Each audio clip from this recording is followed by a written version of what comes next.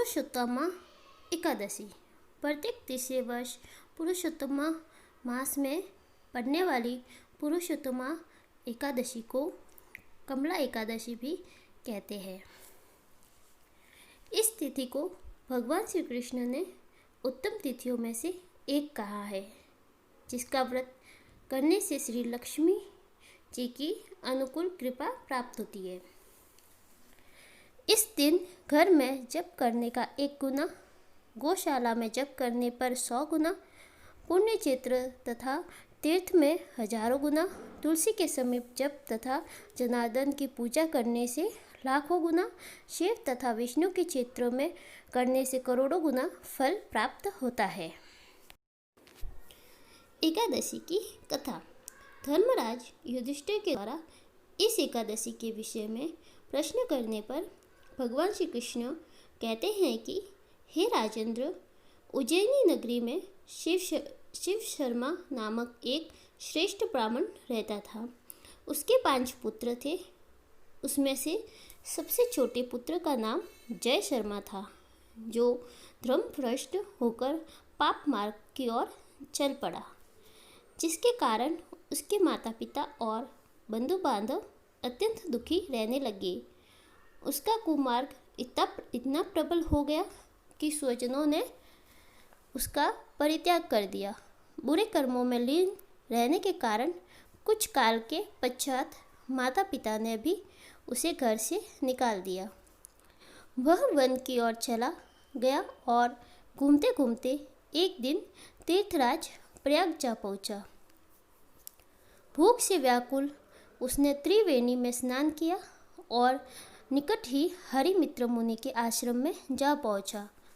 वहां पर ब्राह्मणों द्वारा सभी पापों का नाश करने वाली कमला एकादशी की महिमा सुनी, जो परम पुण्यमयी तथा भोग और मोक्ष प्रदान करने वाली है।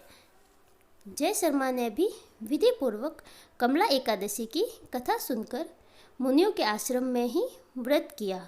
जब आधी रात हुई तो भगवती श्री माँ लक्ष्मी उसके पास आकर बोली,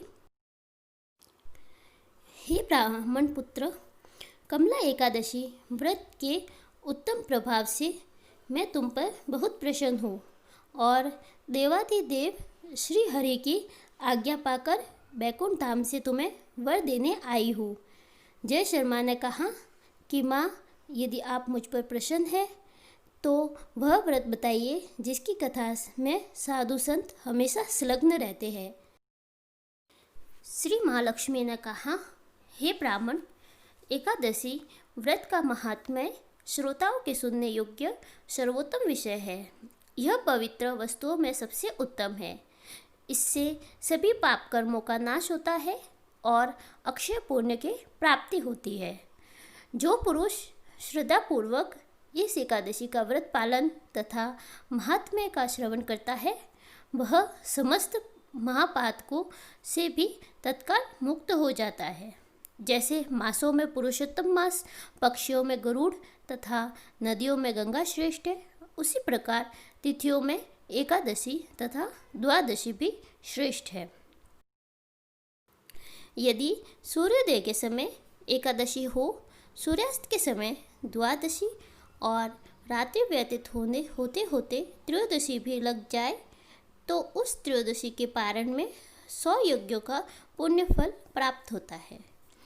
व्रत करने वाले व्रती को श्री विष्णु के इस मंत्र एकादश्याम निराहारः स्थित्वाहं परे अहनि मोक्षामि पुंडरीकाक्ष शरणं मे भवाच्युत द्वारा श्री हरि की स्तुति करके अपने व्रत का पालन करना चाहिए।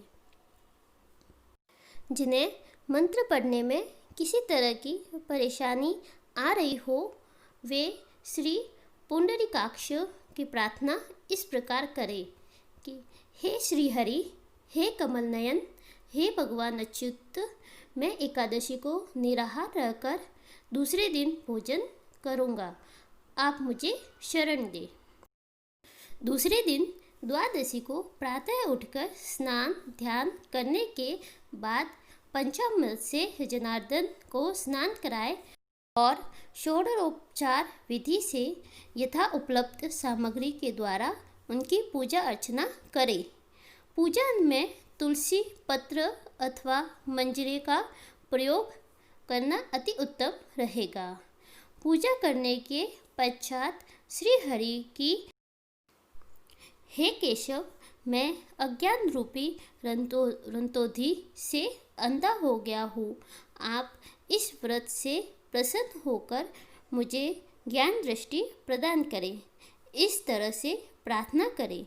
भगवान श्री कृष्ण युधिष्ठिर को समझाते हुए कहते हैं कि हे राजन, जो इस प्रकार पुरुषोत्तमा एकादशी का शुद्ध भाव से व्रत पालन तथा कथा का श्रवण करता है, वह जीवन मरण के बंधन से मुक्त होकर मेरे वैकुंठ धाम को प्राप्त होता है।